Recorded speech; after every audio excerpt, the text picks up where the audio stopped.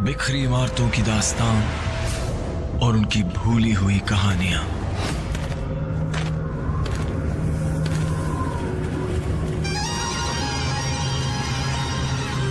एकांत, इतिहास की गूंज।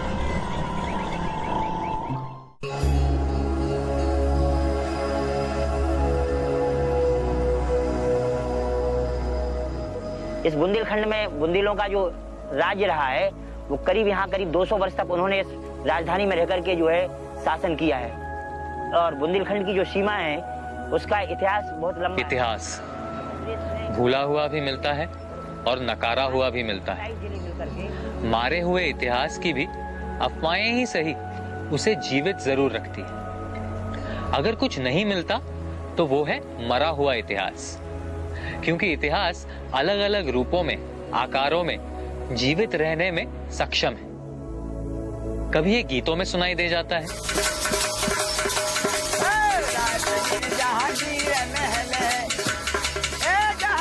तो कभी चित्रों में नजर आ जाता है, कभी कहावतों से याद आ जाता है और कहानियों में ये पनपता है। और फिर कुछ जगहें तो ऐसी होती हैं जहां इतिहास इन सभी भेषों में एक साथ नजर आता है। तब ऐसा लगता है कि हम खुद इतिहास में जी रहे हैं। और ऐसी ही एक ऐतिहासिक जगह है मध्यकालीन नगरी ओरछा, जो आज भी बिल्कुल वैसी ही है जैसी तब थी जब यहाँ के सारे लोग उसे छोड़कर कहीं और जा बसे थे। भारत में बीते कई इतिहासों के बीच ओरछा का इतिहास कहीं दबा हुआ सा रह गया है। चलिए चलते हैं और पता करते हैं कि इतनी खूबसूरत नगरी कैसे बनी और क्यों आज ये इस तरह वीरान पड़ी है।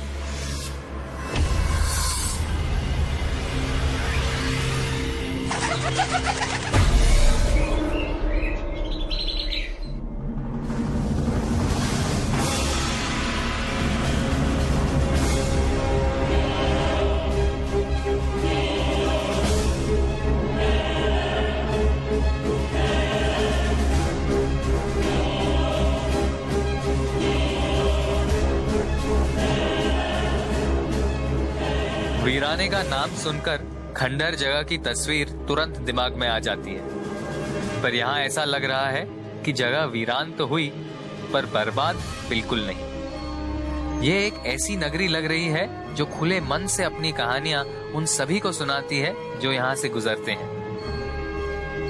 महसूस होता है कि दोस्ती, मोहब्बत, धोखा, रहस्य और बलिदान, ये सभी चीजें यहाँ घटी हैं, कई बार घटी हैं और कभी कभी एक साथ।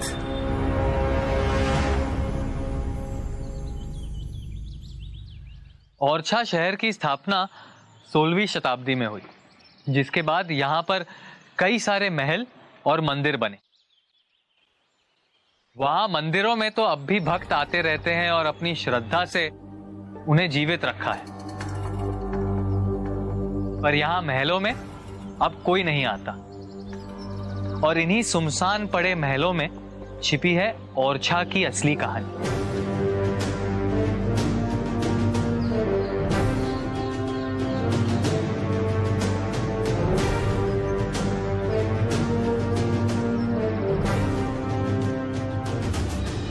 ओरछा राज्य की जो स्थापना है वो सबसे पहले यहाँ के जो राजा रहे बुंदेला, महाराजा रुद्र प्रताप सिंह, उन्होंने ही 1531 में इसकी नींव रखी है। और ओरछा का नाम कैसे पड़ा, ये बहुत, इसकी कहानी भी बड़ी दिलचस्प। पंडित जी,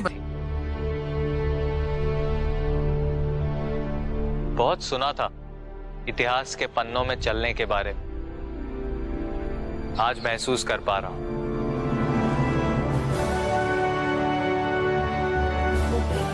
यहाँ आने पर ऐसा लगता ही नहीं कि मैं 21वीं सदी के इंडिया में घूम रहा हूं, बल्कि ऐसा महसूस होता है कि मैं मध्यकालीन बुंदेलखंड में आ पहुंचा हूं।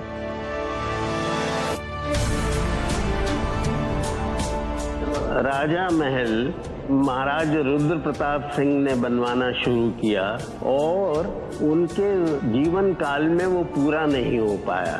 उनके बेटे भारती चंद ने उस राजा महल को पूरा करवाने की कोशिश की, लेकिन वो सिर्फ उसका बाहरी हिस्सा बनवा पाए। तो भारती चंद के बाद उनका बेटा मधुकर शाह ने उसको पूरा करवाने की कोशिश की और वो राजा महल पूरा करवा पाए 1531 ईस्वी में।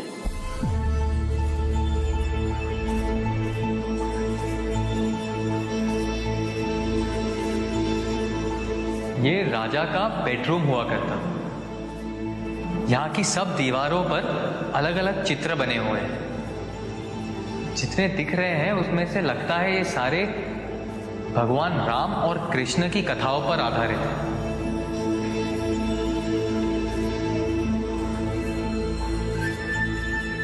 ये चित्र जो है बुंदेली शैली का जो है प्रत्यक्ष प्रमाण है।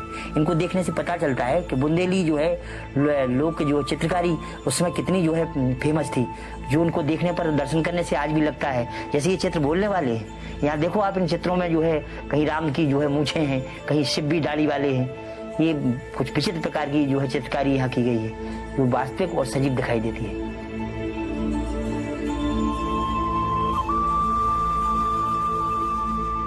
कला और चित्रकारिता के साथ साथ ओरछा के सभी राजाओं ने संगीत और नृत्य को भी बहुत बढ़ावा दिया।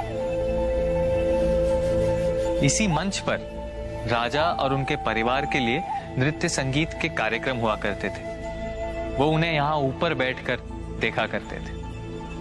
अपने जमाने के कई विख्यात लोगों ने यहाँ पर अभिनय किया। उनमें से एक राय परवीन इतनी टैलेंटेड और खूबसूरत थी कि राजा इंद्रसेन को उनसे प्यार हो गया और उन्होंने उनके सम्मान में एक महल बनवाया, राय परवीन महल।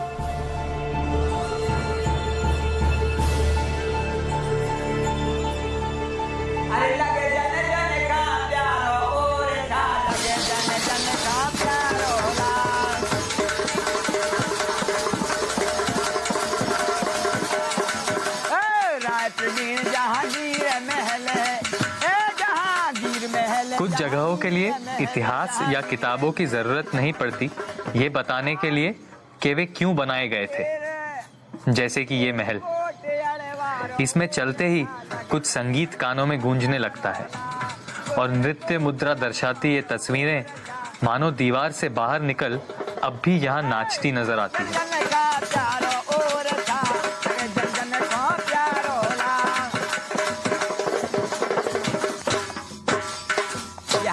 सन 1500 की बात है। हमारे राजा हो गए, उनकी एक प्रेमिका और नर्तका थी जिनका नाम था राय प्रवीण, जिनके गुरु हमारे महाकवि केशवदास। एक समय की बात है कि दिल्ली के बादशाह अकबर को मालूम पड़ा कि ओरछा में बड़ी अच्छी नर्तका है, तो उन्होंने एक पत्र भेजा कि वो हमारे यहाँ आना चाहिए। तो दोनों हमारे राय प्रवीण जी और महाकवि केशवदास जी दोनों पहुंचे दिल्ली। तो वहां सम्मान के साथ बादशाह ने, अकबर बादशाह ने बैठाला, तो उन्होंने नमस्कार किया और बोले, श्रीमान जी मैं आपके यहाँ आ गई, लेकिन मेरी एक विनती है, विनती राय प्रवीण की कि सुनिए साहे सुजान, और जूठी पातर भकत है कि बारी सूकर स्वान। त्रिपुरा राय कविता के माध्यम से पूछ रही थी कि महाराज आप किस श्रेणी के राजा हैं, आपने हमको जबरदस्ती ओरछा से क्यों बुलवाया है, क्योंकि मैं तो अपने राजा की जूठन हूँ, और आप क्या आप कुत्ते हैं कि भिखारी हैं कि बारी हैं, हमको क्यों बुलाया गया है। तो उसने कहा कि ये क्या कह रही है। तो उसने कहा कि इसको उचित नाम देकर इसको वापस ओरछा भेज दीजिए। इस तरह से राय प्रवीण अकबर की उस मुगल सत्ता की जो जंजीर थी, उस दास्ताब की जंजीरों को काट करके पुनः ओरछा वापस आ गई थी। मुगल राष्ट्र और उनके शासकों की नीतियों का ओरछा के इतिहास पर बहुत असर हुआ। शायद इसीलिए इस राजपूत नगरी के बीचों बीच मुगल शहंशाह जहांगीर के नाम का एक महल है, जहांगीर महल।